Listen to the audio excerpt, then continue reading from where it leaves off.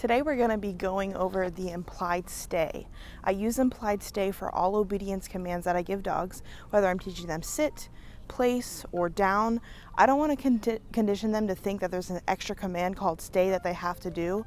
So essentially, we're just going to tell them the command, and the only way they get out of the command is if we give them a release cue. What you're going to need is a training leash and some treats and yourself. So we're going to start with sit. This is how it's going to go. Tumble, sit. You can reward. And then the only way she gets out of the sit is if I tell her free, and then I move her. And we're going to do a couple repetitions of this. Sit. Oftentimes the first thing I'll do is step forward. If the dog gets up, I'll tell them, no, sit. Put him back into a sit. Anytime she gets out of the sit, I'm going to tell her no. I'm going to put her back into a sit. The only way she gets, no, sit. The only way she gets out of the sit is if I release her. Free, and then we move again. So let's do this again. Oftentimes when we give our dog a command, whether it's place, down, sit, we are not very clear about under what conditions they should stay there. Should they stay there when you move? How long should they be in the sit? It can be very confusing when we're not very clear with our dogs about how long they're going to be in that command. So you can clear it up for them by saying, listen, until further notice, if I tell you a command, sit, down, place, whatever it is, you're going to stay there until I release you. So let's start working on some of the distractions. Sit. Put her into a sit. Can I do a full circle around her? No, sit. Nope. Maybe I'll start with half a circle. No, sit. If she stays in it, yes, I can reward that. No, sit.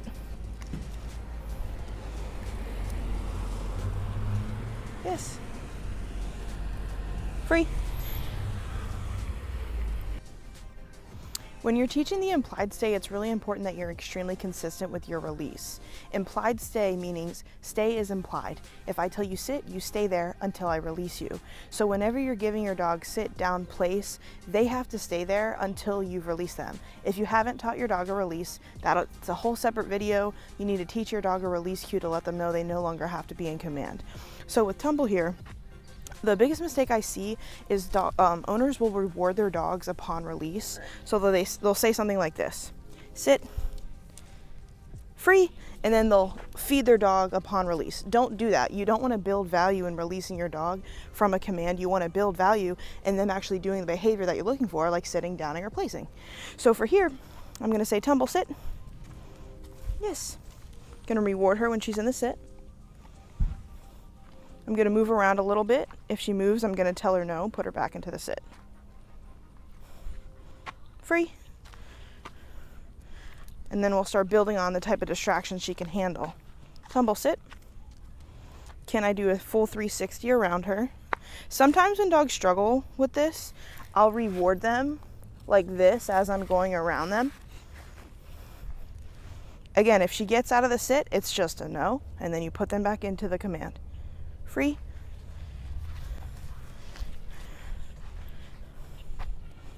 Sit. Sometimes I'll say, can I drop food? No. Sit.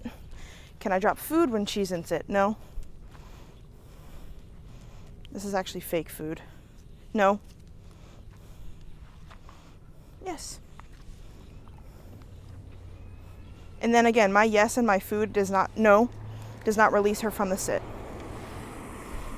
Free, only my magic word of free releases her.